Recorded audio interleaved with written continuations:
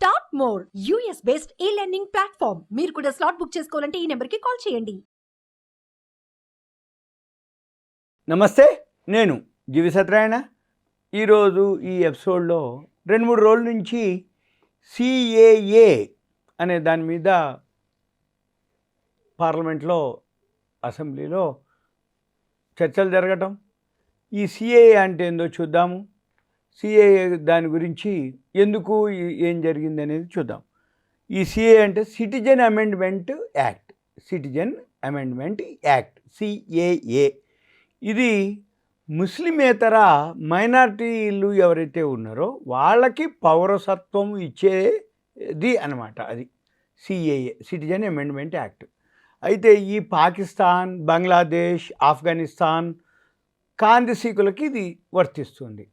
అంటే మన బోర్డర్ దేశాలు ఏవైతే ఉన్నాయో, ఆఫ్ఘనిస్తాన్, పాకిస్తాన్, బంగ్లాదేశ్ నుంచి మన దేశంలోకి వచ్చి ఉన్నటువంటి వాళ్ళకి ఇప్పుడు వారసత్వ సవరణ చట్టం 2019 దాని నుంచి పౌరసత్వం ఇవ్వటం వాళ్ళకి, అంటే మన దేశ పౌరులుగా వాళ్ళకి ఇవ్వటం అనేది ఈ సిఏఏ, సిటిజన్ అమెండ్మెంట్ యాక్ట్.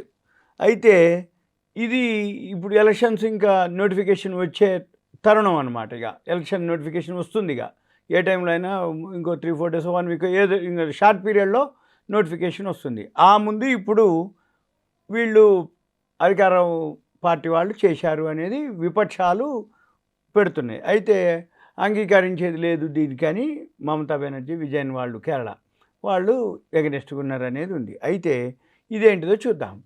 ఈ వివాదాస్పద పౌరసత్వ సవరణ చట్టం సిఏఏ, సిటిజన్ అమెండ్మెంట్ యాక్ట్, ఇది సార్వత్రిక ఎన్నికలు మరో 3-4 రోజుల్లో వస్తాయనగా వీళ్ళు బీజేపీ వాళ్ళు మళ్ళీ వస్తుందని వాళ్ళు చేశారనేది, వాళ్ళు బయటికి తీసిరనేది వాళ్ళు అనటం. అయితే పాకిస్తాన్, బంగ్లాదేశ్, ఆఫ్ఘనిస్తాన్ నుంచి భారత్కి శరణార్థులుగా, అంటే కాందిశీకులుగా వచ్చిన వాళ్ళకి, ముస్లిమేతరులకి మన దేశం ఇప్పుడు పౌరసత్వం కల్పించడం లక్ష్యం అన్నమాట. ఇది సోమవారం నాడు నోటిఫికేషన్ జారీ చేయడం జరిగింది. ఈ సిఏఏ చట్టం 2019లోనే పార్లమెంటు ఆమోదం పొందినా, రాష్ట్రపతి ఆమోదం, సమ్మతి లభించినా విపక్షాలు ఆందోళన చేయటం ద్వారా రాష్ట్ర వ్యాప్తంగా, దేశవ్యాప్తంగా నిరసనలు రావటం, అప్పుడు అమల్లో జాప్యం జరిగింది. తర్వాత పూర్తి స్థాయి నిబంధనల తర్వాత ఇప్పుడు సందిగ్ధం నెలకొనడంతో ఆ చట్టం కార్యరూపం అప్పుడు ఆగిపోయింది 2019లో. మళ్ళీ ఇప్పుడు ఏమైంది, సార్వత్రిక ఎన్నికల ముందు దీన్ని అమల్లోకి తీసుకొస్తామని కేంద్ర ప్రభుత్వం హోంమంత్రి అమిత్ షా గారు, కేంద్ర హోంమంత్రి పలుమార్లు చెప్తూ వచ్చింది ఇప్పటికీ. అయితే సరిగ్గా ఇప్పుడు వాళ్ళు తెరపైకి తీసుకురావడం జరిగింది. ఆ నిబంధనలు ఏంటిది? ఇప్పుడు పాకిస్తాన్, బంగ్లాదేశ్, ఆఫ్ఘనిస్తాన్ నుంచి మన దేశానికి వలస వచ్చి ముస్లిమేతరులు, అంటే అక్కడ ఉన్నటువంటి ముస్లిమేతర శరణార్థులుగా వచ్చి వాళ్ళు ఇప్పుడు పత్రాలు లేవు, అంటే వాళ్ళు అక్కడి వాళ్ళు అనమాట, కాందిశీకులు అంటాం. అంటే అక్కడి నుంచో షిఫ్ట్ అయిపోయినా, అంటే పాకిస్తాన్, బంగ్లాదేశ్ నుంచి మన ఇండియాలోకి వచ్చిన వాళ్ళ కాడ తగిన పత్రాలు ఉండవు. అయితే వాళ్ళకి ఇప్పుడు మనం ఏంటిది, మన దేశ పౌరసత్వం ఇవ్వటం. దానివల్ల ఏమవుతుంది, 2014 డిసెంబర్లోనే అంతకంటే ముందు వచ్చిన వాళ్ళకి ఎవరికైతే పౌరసత్వం ఇస్తారంటే 2014 డిసెంబర్ 31 కంటే ముందు వచ్చి ఈ 3 దేశాల నుంచి, పాకిస్తాన్, బంగ్లాదేశ్, ఆఫ్ఘనిస్తాన్ నుంచి వచ్చిన వాళ్ళకి మాత్రమే మన దేశంలో ఇప్పుడు వాళ్ళకి ఇవ్వటం. దీంతో పాటుగా హిందువులు, క్రైస్తవులు, సిక్కులు, జైన్లు, బౌద్ధులు వాళ్ళకు కూడా ఇవి వర్తిస్తాయి. ఏదైతే పాకిస్తాన్, బంగ్లాదేశ్ ముస్లింలే కాకుండా, ఆఫ్ఘనిస్తాన్ ముస్లింలే కాకుండా కూడా అక్కడి నుంచి వచ్చినటువంటి క్రైస్తవులు కానీ, సిక్కులు కానీ, హిందువులు కానీ, జైన్లు, బౌద్ధులు వాళ్ళకు కూడా వస్తుంది అనేది ఉంది. అయితే ముస్లిమేతర మైనార్టీలకి ఇది పౌరసత్వం వస్తుంది. ఇదంతా ఆన్లైన్లోనే జరుగుతుంది. ఇప్పుడు కేంద్ర నిర్ణయంతో ప్రతిపక్షాలన్నీ కొంచెం బగ్గుమన్నాయి. దీన్ని అమలు చేయమని పశ్చిమ బెంగాల్ ముఖ్యమంత్రి మమతా బెనర్జీ, తర్వాత కేరళ విజయన్ ముఖ్యమంత్రి, కేరళ ముఖ్యమంత్రి వాళ్ళు చెప్పడం జరిగింది. అయితే ఇప్పుడు ఈ జీవోతోటి పాకిస్తాన్, ఆఫ్ఘనిస్తాన్, బంగ్లాదేశ్ నుంచి ఎవరైతే వచ్చిండ్రో వాళ్ళందరూ చట్టపరంగా పౌరసత్వం పొందే హక్కు, న్యాయపరమైన ఏవైతే అడ్డంకులు ఉన్నాయో తొలగిపోతాయి దీంతో.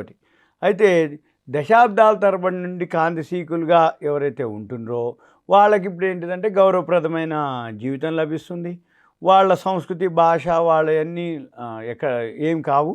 అయితే దేశంలో వాళ్ళు ఎక్కడికైనా వెళ్ళొచ్చు, ఎలా అయినా తిరగవచ్చు, వాళ్ళు ఎక్కడైనా ఆస్తులు కొనుక్కోవచ్చు. తర్వాత ఇవే కాకుండా వాళ్ళు ఏదైతే భారత్లో అంటే ఎక్కడైనా సరే అంటే హింసకి గురవుతూ భారత్లో తప్పితే ప్రపంచంలో ఎక్కడా వాళ్ళకి ఆశ్రయం పొందలేని వారికి ఇది రక్షణ కల్పించడానికి ఈ చట్టం తీసుకొచ్చినట్లుగా చెప్తున్నారు. అంటే ఏంది, కేంద్రం ఏం చెప్తుంది, పాపం ఎక్కడా ప్రపంచంలో బతకలేని వాళ్ళు ఇండియాకు వచ్చారు, ఇండియాకు వచ్చిన వాళ్ళు ఆశ్రయం పొందిరు కాబట్టి వాళ్ళకి రక్షణ కల్పించడం కోసం ఈ చట్టం తీసుకొచ్చినాం అని చెప్తున్నారు.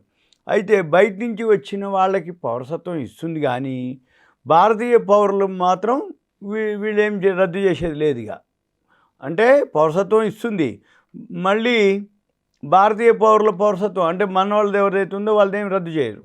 తర్వాత మతపరమైన వేధింపులు తట్టుకోలేకుండా వలస వచ్చిన వారికి మానవతా దృక్పథంతో ప్రాథమిక హక్కులు, పౌరసత్వం కల్పించడానికి రాజ్యాంగం అవకాశం కల్పిస్తుంది. దీంతో ఈ ప్రకారం 2019లోనే సిఏఏ అంటే మన ఈ యాక్ట్ ఏదైతే ఉందో సిఏఏ కోసం ప్రయత్నం జరిగినా అప్పుడు ఏవైతే అపోహలు ఉన్నాయో తెరపైకి రావడంతో ఇన్నాళ్ళు ఆలస్యమైంది.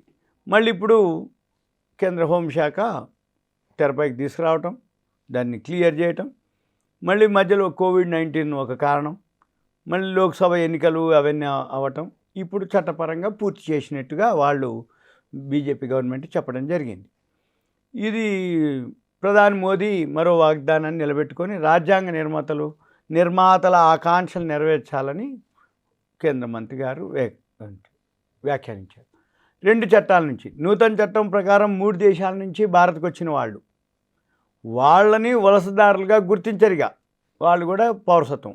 ఈ చట్టం కింద ప్రయోజనాలు: విదేశీయుల చట్టం 1946 పాస్పోర్ట్ ఎంట్రీ ఇంటూ ఇండియా, ఈ చట్టం నుంచి మినహాయింపు అనమాట. అంటే ఏంది, ఇప్పుడు ఒకప్పుడు వాళ్ళు ఎవరైతే రావాలంటే పాస్పోర్ట్ కావాలి, ఇప్పుడు అవసరం లేదు ఇక వాళ్ళకి, ఏది ఈ విదేశీయుల చట్టం. అయితే ఈ చట్టం ప్రకారం ఈ అక్రమ వలసలు ఆగిపోతాయని, రెండోది అర్హత గల వారికి రిజిస్ట్రేషన్ ద్వారా సహజ సిద్ధమైన ఏదైతే భారతీయ పౌరసత్వం కోసం వాళ్ళు దరఖాస్తు పెట్టుకోవచ్చు. ఇదంతా ఆన్లైన్లో జరుగుతుంది.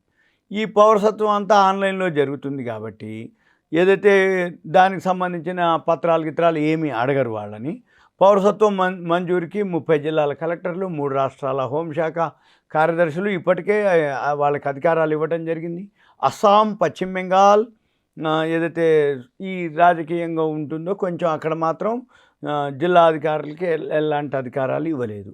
తర్వాత సిఏఏ ఏదైతే ఈ కింద భారత పౌరసత్వం కింద ఏదైతే దరఖాస్తులు ఉందో తీసుకునే సాధికార కమిటీకి జనాభా లెక్కల డైరెక్టర్ వాళ్ళు వహిస్తారు, నేతృత్వం వహిస్తారు. తర్వాత దీనివల్ల ఏమవుతుంది అంటే సాధారణ పరిస్థితుల్లో పౌరసత్వం పొందాలంటే దరఖాస్తు చేసుకోవడానికి ముందు కనీసం 11 ఏళ్ల పాటు భారత్లో ఉండాలి, నివసించాలి, లేదంటే కేంద్ర ప్రభుత్వ సర్వీసుల్లో పనిచేయాలి. ఆఫ్ఘనిస్తాన్, బంగ్లాదేశ్, పాకిస్తాన్ నుంచి వచ్చిన హిందువులు, సిక్కులు, బౌద్ధులు, జైన్లు, పార్సీలు, క్రైస్తవులు వాళ్ళంతా నివాసార్హతను బట్టి వాళ్ళకి 5 ఏళ్ల కాలానికి కుదించేశారు టైం పీరియడ్. తర్వాత ఒకసారి వీళ్ళకి పౌరసత్వం వచ్చింది అంటే ఇక వాళ్ళు భారత్లోనే ఉన్నట్టు అనమాట, లెక్క గుర్తిస్తారు. ఇక తర్వాత అక్రమ కేసులన్నీ వాళ్ళ మీద ఏమైనా కేసులు ఉన్నా కానీ అవన్నీ క్లోజ్ చేస్తారు, ఇక లేవు. తర్వాత ఈ చట్టం పరిధిలో ముస్లిమేతరులు ఎవరైతే ప్రస్తావించడంపై దేశవ్యాప్తంగా పెద్ద ఎత్తున నిరసనలు ఇప్పుడు వెల్లువెత్తాయి. ఇందులో 53 మంది ప్రాణాలు కోల్పోవడం కూడా జరిగింది. అయిన తర్వాత సిఏఏ 19 అమలుతో ఎట్టకేలకు ఇప్పుడు భారతీయ పౌరులు అవుతున్నాము అనే ఫీలింగ్ అనమాట. ఎవరైతే ఢిల్లీలో ఉన్నటువంటి పాకిస్తాన్ హిందూ శరణార్థులు వాళ్ళు హర్షం వ్యక్తం చేయడం జరిగింది. అయితే ఎన్నాళ్ళుగానో దీనికోసం ఎదురు చూస్తున్నటువంటి శరణార్థులు కాంతిసీకులు ఎవరైతే ఉన్నారో వాళ్ళందరికీ వాళ్ళ ప్రతినిధి ధరంవీర్ సోలంకి నిరీక్షిస్తున్నాం, అప్పటి నుంచి మేము దీనికోసం యాక్ట్ కోసం చూస్తున్నాం అని చెప్పేసి ఆయన చెప్పడం జరిగింది. ఇది సోమవారం సాయంత్రం 11:03 సోమవారం సాయంత్రం ఈశాన్య ఢిల్లీ ఇవన్నీ సున్నితమైన ప్రాంతాల్లో భద్రత మాత్రం పెంచడం జరిగింది. ఇదంతా ఇప్పుడు కొత్తగా ఉన్నటువంటిది యాక్ట్. అయితే దీనికంటే ఇది ఇప్పుడే కాదు, అంతకుముందు కూడా ఈ సిఏఏ బిల్ ఏదైతే 2016లోనే తీసుకురావడం జరిగింది. అయితే దాన్ని సంయుక్త పార్లమెంటరీ సంఘం పరిశీలనలకు పంపేయటం జరిగింది. అది 2019 జనవరి 7వ తారీఖున నివేదిక ఇవ్వడం జరిగింది. ఆ మరుసటి రోజే బిల్లు లోక్సభలో పెట్టడం జరిగింది. అప్పుడు 16వ లోక్సభ పదవి కాలం ముగియటంతో ఆ బిల్లు ఆగిపోయింది. ఇక మళ్ళీ 17వ లోక్సభ ఏర్పడిన తర్వాత 2019 డిసెంబర్లో మళ్ళీ ఉభయ సభల్లో ఈ బిల్లుని ఆమోదింపజేశారు. ఇది రాజ్యాంగంలో ఏదైతే 6వ షెడ్యూల్లో చేర్చిన అస్సాం, మేఘాలయ, మిజోరాం, త్రిపుర రాష్ట్రాల్లోని గిరిజన ప్రాంతాలకు బెంగాల్ ఈశాన్య సరిహద్దు నియంత్రణ 1973 కింద నోటిఫై చేసిన డే ఇన్ఫర్మేషన్లకు ఇది వర్తించదని చట్టంలో పేర్కొనటం జరిగింది. ఇది ముస్లిమేతర అంటే కాందిశీకులకి పౌరసత్వం ఇచ్చేదాని మీద సిఏఏ అంటారనమాట. ఓకే, ఇది ఒక ఇన్ఫర్మేషన్ మాత్రమే. సిఏఏ మీద 2-3 రోజుల నుంచి చర్చలు జరుగుతున్నాయి కాబట్టి దాని మీద ఒక information. Okay, Suman TV Prasad ధన్యవాదాలు. Thank you. సెలవు.